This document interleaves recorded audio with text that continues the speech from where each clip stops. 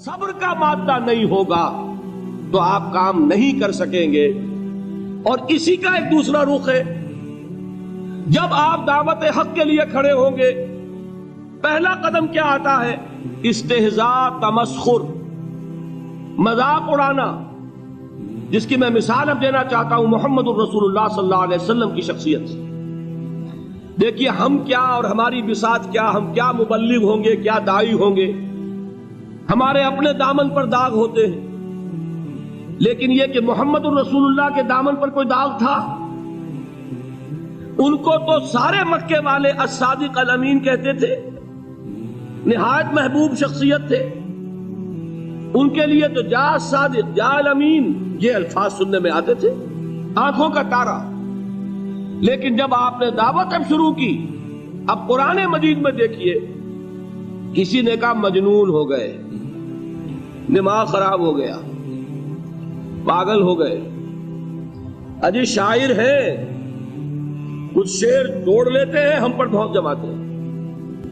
کسی نے کہا ساحر ہیں، کچھ جادو سیکھ لیا.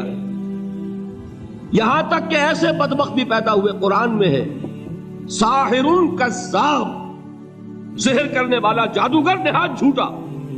یہ الفاظ کہے جا رہے ہیں کس کی شان میں؟ محمد الرسول اللہ صلی اللہ علیہ وسلم. قرآن میں نقل کیا گیا یا ایھا الذی نزل علیہ الذکر انک لمجنون. کبھی آپ نے اس کا ترجمہ سوچا؟ ہے وہ شخص، دیکھیے تصور کیجئے حضور جا رہے ہیں، تشریف لے جا رہے ہیں، کسی دعوت میں ہے، تبلیغ میں، یا ویسے ہی تشریف لے جا رہے ہیں، اور کوئی ایک جمگھٹا ہے لوگوں کا، ادھر سے فقرہ آتا ہے، تیر کی طرح لگتا ہے دل میں جا کر محمد کے صلی اللہ علیہ وسلم. اے وہ شخص جس کا یہ خیال ہے کہ اس پر کوئی ذکر نازل ہو رہا ہے، ہمارے خیال میں تو تمہارا دماغ خراب ہو گیا. یا ایھا الذی نزل علیہ الذکر انک لمجنون، کہا کہ نہیں کہا؟ اور یہ نہ سمجھیے کہ حضور صلی اللہ علیہ وسلم کے قلب مبارک کو تکلیف نہیں ہوتی تھی. میں قرآن سے ثابت کروں گا، میں کہیں کوئی کہانیاں بیان نہیں کرنا چاہتا. قرآن نے کہا ہے وَلَقَدْ نَعْلَمُ أَنَّكَ يَضِيقُ صَدْرُكَ بِمَا يَقُولُونَ. اے نبی ہمیں خوب معلوم ہے صلی اللہ علیہ وسلم کہ جو کچھ یہ لوگ کہہ رہے ہیں اس سے آپ کا سینہ بھجتا ہے، یہ جو گھٹن ہوتی ہے، صدمہ ہوتا ہے. انکا یضیق صدرک بما یقولون، ہمیں خوب معلوم ہے کہ جو کچھ یہ باتیں آپ کو سننی پڑ رہی ہیں، یہ کڑوی کسیلی باتیں، یہ جو فکرے چست ہو رہے ہیں، استہزاء ہو رہا ہے، تمسخر ہو رہا ہے. سورہ ہجر میں ہے، ایک جگہ کھڑے ہوئے لوگ قرآن کا مذاق اڑا رہے ہیں، بھائی فلاں آیت تم لے جانا، فلاں آیت میری ہوگی، اس کے ٹکڑے کر رہے ہیں، اس کے ٹکڑے حصے بکھرے کر کے قیمہ بنا کر ان آیات کا تمسخر اڑا رہے ہیں. ایک جگہ قرآن مجیدی میں مذکور ہے کہ فرشتوں کا مذاق اڑ رہا ہے. بھائی یہ دیکھو محمد نے کہا ہے صلی اللہ علیہ وسلم کہ جہنم پر تو کل 19 فرشتے ہیں، علیہا 19 قرآن میں آیت نازل ہوئی. ایک پہلوان کہتا بھائی 10 کو تو میں سنبھال لوں گا، باقی 9 کا تم انتظار کر لو. یہ باتیں آ رہی ہیں حضور کے کانوں میں. کلام الہی کے ساتھ کیا سلوک ہو رہا ہے، مجھ پر کیا فکرے چست کیے جا رہے ہیں، مجھ پر جس طریقے سے استہزاء اور تمسخر کا رویہ اختیار کیا گیا ہے، دل بھج رہا ہے، دل میں صدمہ ہے.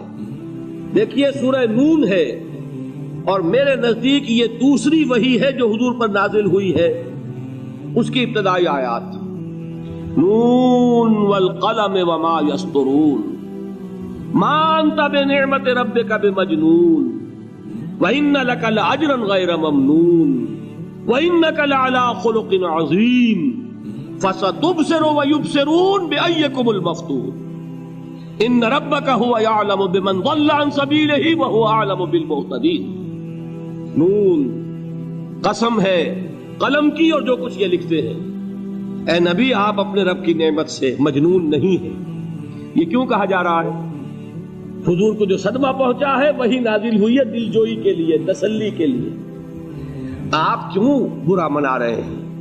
اے نبی آپ کیوں صدمہ اور رنج اور اندوہ محسوس کر رہے ہیں؟ ان بدبختوں کے کہنے سے کوئی آپ مجنون ہو جائیں گے؟ مانتا بے نعمت رب کا بھی مجنون وَإِنَّ لَكَ لَأَجْرًا غَيْرَ مَمْنُونَ. آپ کو جو یہ صبر کرنا پڑ رہا ہے، آپ کو جو یہ جھیلنا پڑ رہا ہے، اس کی وجہ سے آپ کو وہ اجر ملے گا جس کا سلسلہ کبھی منقطع نہیں ہوگا. وَإِنَّكَ لَعَلَىٰ خُلُقٍ عَظِيمٍ. اور اے نبی آپ تو خلق عظیم کے حامل ہیں. آپ کا اخلاق، آپ کا کردار، آپ کی سیرت، آپ کی شخصیت میں طہارت، نفاست، پاکیزگی، آج تک دنیا نے کوئی پاگل، کوئی مجنون ایسا بھی دیکھا؟ یہ ساری باتیں اللہ تعالیٰ حضور کی دلجوئی کے لیے فرما رہے ہیں. اس سے آپ اندازہ کیجئے کہ کتنا صدمہ ہوتا ہوگا. یہی ہے، اس ساری چیز کو جمع کیجئے تو یہ چیز کیا ہے؟ وَاصْبِرْ عَلَىٰ مَا يَقُولُونَ وَاهْجُرْهُمْ هَجْرًا جَمِيلًا. صبر کرو اے نبی، صبر کرو اے محمد صلی اللہ علیہ وسلم، جھیلو اور برداشت کرو اس پر جو یہ کہہ رہے ہیں. اچھی طرح نوٹ کیجئے یہ بات، ذرا سیرت ہی کا سمجھ لیجئے، آج ایک بیان ہو جائے گا. یوں سمجھیے جب حضور نے یہ کہا کہ مجھ پر وحی نازل ہوئی، فرشتے سے ملاقات ہوئی، تو اب وہ چہمے گوئیاں شروع ہو گئی. معلوم ہوتا دماغ خراب ہو گیا.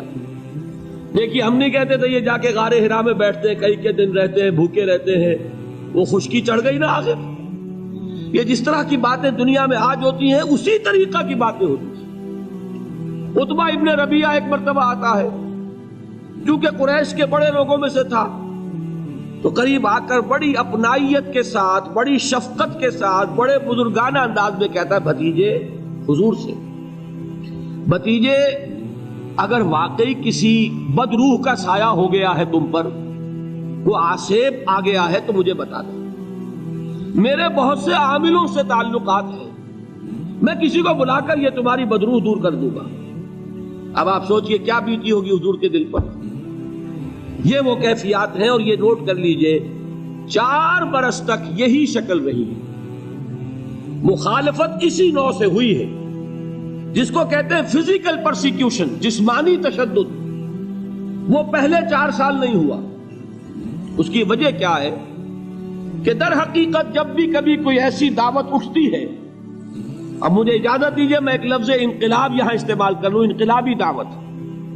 کل میں نے کہا تھا نا، ایک ہوتی ہے خالص مذہبی تبلیغ، ایک ہوتی ہے انقلابی تبلیغ.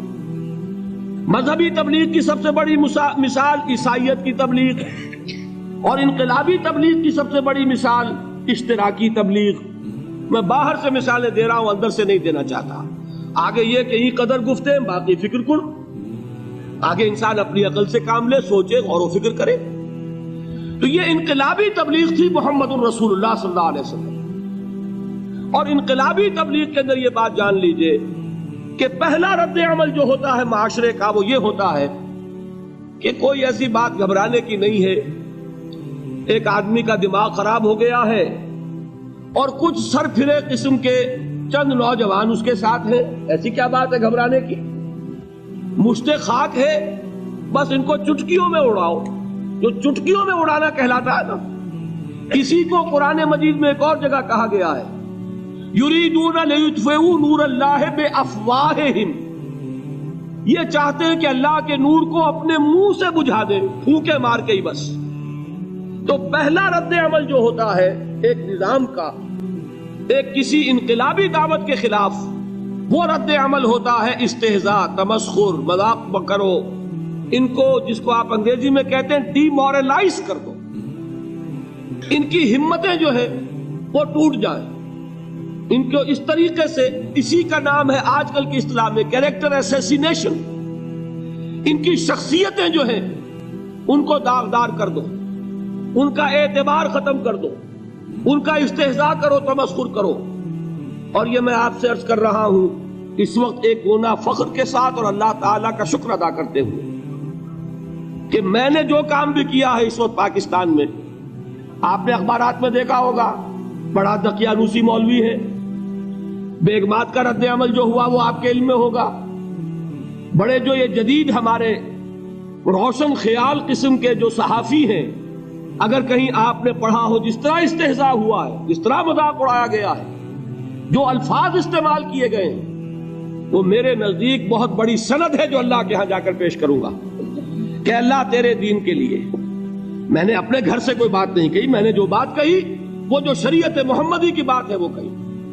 اگر اپنی طرف سے کہی ہو، کوئی اضافہ کیا ہو تو اللہ تعالیٰ کی پھٹکار ہو مجھ پر اور لعنت ہو مجھ پر.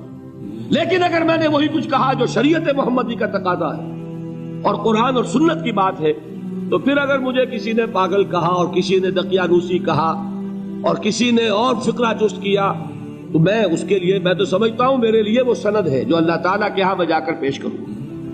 اور یہ جان لیجئے کہ وہی بات ہوتی ہے ہمیشہ، ہسٹری ریپیٹس اٹسیلف. وہ بات کریں گے جو حضور نے کی تھی، وہی رد عمل سامنے آئے گا جو اس وقت آیا تھا. اس لیے کہ یہ تو جو انسانی مزاج ہے وہ نہیں بدلا، معاشرے کا انداز نہیں بدلا، وہ جو کام ہوگا اس کا رد عمل ابتدائی وہی ہوگا. اور اس میں در حقیقت امتحان ہوتا ہے صبر کا. کیا دل شکستہ ہو کر بیٹھ رہے گا انسان؟ ہمت جواب دے جائے گی، کمر ٹوٹ جائے گی، قوت ارادی اور عزیمت جو ہے مزمحل ہو جائے گی، پھونکوں سے چراغ بجھ جائے گا. یہ جو میں نے آیت آپ کو سنائی تھی اس کا بڑی خوبصورت کے ساتھ ترجمہ کیا ہے مولانا ظفر علی خان نے کہ نور خدا ہے کفر کی حرکت پہ خندہ زن، پھونکوں سے یہ چراغ بجھایا نہ جائے گا. یریدون لیطفئوا نور اللہ بافواہہم واللہ متم نورہ ولو کرہ الکافرون. یہ چاہتے ہیں کہ اپنے منہ کی پھونکوں سے اللہ کے نور کو بجھا دیں، حالانکہ اللہ تعالیٰ تو اپنے نور کا اتمام فرما کر رہے گا، خواہ ان کافروں کو کتنا ہی ناگوار ہو. اس کی ترجمانی ہے نور خدا ہے کفر کی حرکت پہ خندہ زن، پھونکوں سے یہ چراغ بجھایا نہ جائے گا. بہرحال اس مرحلے پر میں نے آپ کو 2 صبر بتائے. صبر کس چیز سے؟ اپنا کیریئر دنیاوی جو بھی آپ حاصل کر سکتے تھے. ذہین آدمی ذہانت لگائے گا تو دین کی دعوت دے گا ایٹ دی انٹلیکچوئل لیول.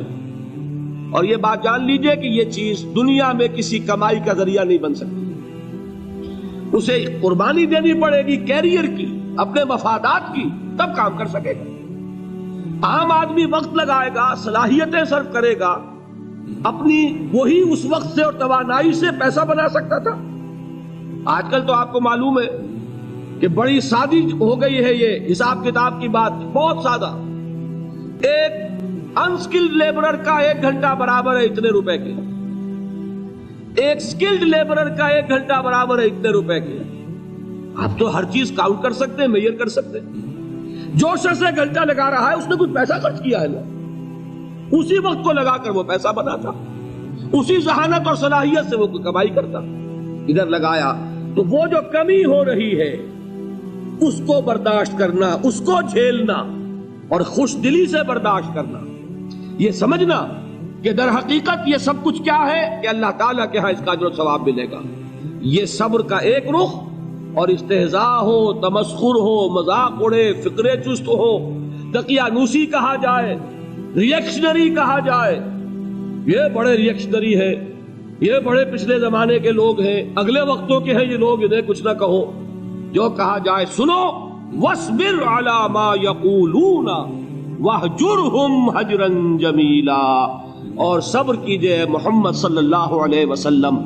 دیکھیے کوئی پہلو ایسا نہیں ہے جس میں ہمیں ہدایت قرآن مجید سے اور سیرت محمد صلی اللہ علیہ وسلم سے مل نہ جائے.